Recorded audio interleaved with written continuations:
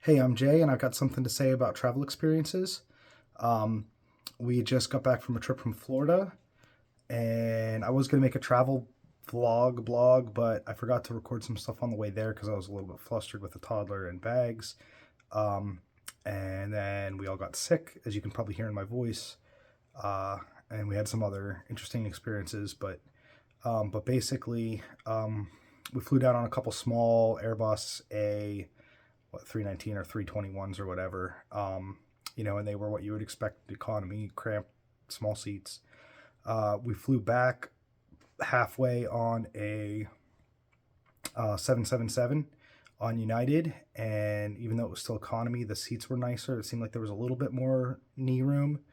Um, and I think they have about three or four flavors of the 777, so I'm not exactly sure which one. But we had seat back entertainment in economy where they handed out earbuds. Um, not the most comfortable earbuds, not the best sound, but they worked. And just having earbuds in during the flight kind of, I think, helps popping a little bit. And then our last flight again was a really tiny um, Airbus A, whatever 319 or whatever.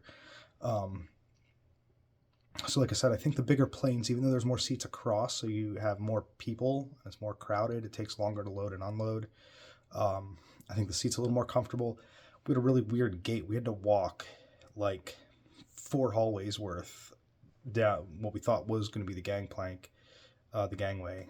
We had to walk down like 4 hallways before we actually got to like the final gangway at the particular gate we were at. Um, we took Mears shuttles from Orlando Airport to Disney property.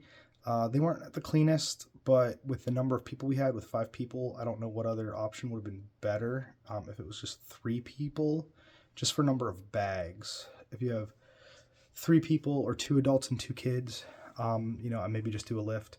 But with you know, 4 or 5 adults with bags, I don't know how you fit that many people and bags on a single shuttle bus, unless you take the Mears van or some other kind of 15 passenger van, private shuttle. We transferred in Chicago at Terminal C. There is nothing there but fast food and Hudson News. There's like 6 Hudson Newses. There is no other stores. Like there's nothing in that terminal at all. And I couldn't find a water fill station. Um, just not the best airport experience I've had. Um, Pittsburgh and Orlando had water fill stations. No, I take that back. Where did we go? Orlando departing, I couldn't find a water fill station. They had water fountains, but not a clean water bottle fill. But at least there were water fountains. Chicago, I couldn't find a single water fountain in Terminal C. And I think that one's like airlocked, right? I think that one's like specifically for transfers, or you have to take a shuttle back, like because I think it's like Terminal B and C are domestic, and B is the one where you can actually walk to somewhere else. Um, so I don't know. It happens, right? Different airports have different things. Like Philadelphia, half the time makes you walk out of security, go outside, and then come back in through security when you're doing a transfer, which is really super inconvenient. I will say there are some airports that have a clear reserve, um, where you schedule a time to go through security. That was nice. It was hard to find.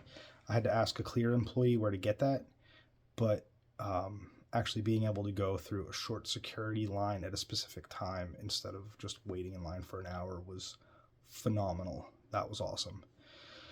Um, what else? I overpacked. I brought a whole bunch of backup batteries and fans and hoodies and stuff for various weather, and I didn't use any of it at all. Um, we used one of the battery powered fans I have. I didn't use a backup battery until the airport ride home. We just didn't need it. Uh, I think if you were doing a full day at Disney World where you didn't have to come back for naps and stuff, or everybody was using their phones, you probably would need it. But I guess batteries and phone life and watches and everything are a little bit better than they used to be.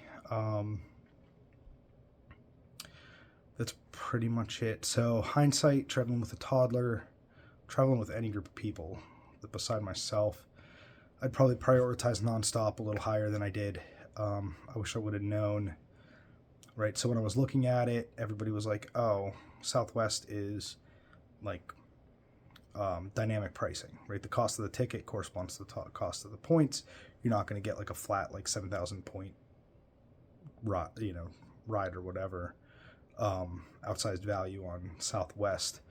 But because I'm not at a hub, they're the only place that offers nonstop flights, and like Spirit and Frontier. But I wish I would have.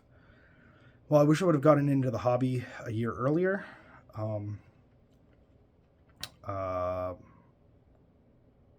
So that I could have used more points for this trip. But then I also wish I would have been considerate of Southwest, at least for one direction. I think that would have been a nonstop would have been a little bit nicer, easier. It was long travel days, 2 long travel days. So just having like that 2 hour less layover, I think would have made a noticeable difference. So, if I didn't mention it before, my flights did get readjusted.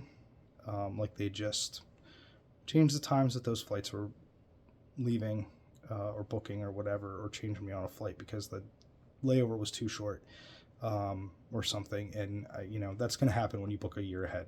It just is, right? If you're booking further out than 3 months ahead, that's just going to happen. So just be prepared for it. One reason not to do those like little like repositioning flights and stuff, if you get a delay and you don't make it there in time, then that airline's not responsible for you missing your next flight, kind of thing. Where if they're responsible for the full trip, they can't say, oh, you missed your flight, when they're the reason you missed your flight. So that is what it is. Do I have anything else to talk about travel experiences? Yeah, like I said, Mir shuttles from Orlando to Disney, the passenger vans were a little bit more run down than I thought they'd be. Like the interiors were a little beat up, a little dingy, but the drivers were excellent, and the ability to load bags and have space and stuff, that was good. Yeah. I think that's it. If you got any questions, put them in the comments. Thanks.